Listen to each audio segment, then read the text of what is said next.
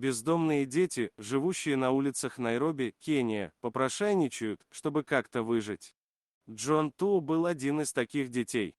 Он стоял на светофоре, и когда свет становился красным, он подходил к водителям, прося немного мелочи. Но однажды Джон встретил очень необычного пассажира, и эта встреча перевернула его жизнь, ее звали Глэдис Команде. Когда Джон заглянул в окно ее автомобиля, то сразу же опешил. Он заметил несколько больших аппаратов, подключенных к Глэдис. Он спросил ее, что это за аппараты и почему она подключена к ним. Она пояснила, что у нее случился коллапс легкого, и теперь ей нужно постоянно носить с собой кислородный баллон и генератор. Джон, прожив всю свою жизнь на улице, никогда не видел ничего подобного и был потрясен. Как и любой ребенок этого возраста, Джон не мог сдержать своего любопытства. Он продолжал задавать вопросы.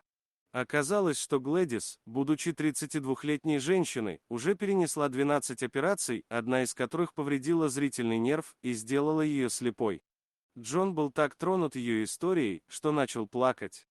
Его жизнь была тяжелой, но он чувствовал, что бывают случаи и хуже. Мальчик спросил, что он может сделать, чтобы помочь ей. Она взяла его за руку и предложила ему помолиться вместе. После того, как они помолились, Джон все еще не был удовлетворен.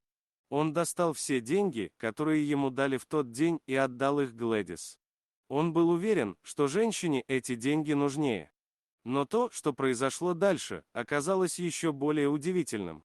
Прохожий услышал их разговор, сфотографировал все это действие и поделился историей в интернете. Пост набрал безумную популярность. Тысячи людей, тронутые историей Глэдис и Джона, организовали специальную кампанию, чтобы собрать необходимые деньги на лечение. Удалось, в общей сложности, скопить около $80 000. Глэдис, благодарная маленькому мальчику, чья доброта изменила ее жизнь, решили позаботиться о Джоне. Теперь парень будет посещать школу, вместо того, чтобы жить на улице. Глэдис усыновил его.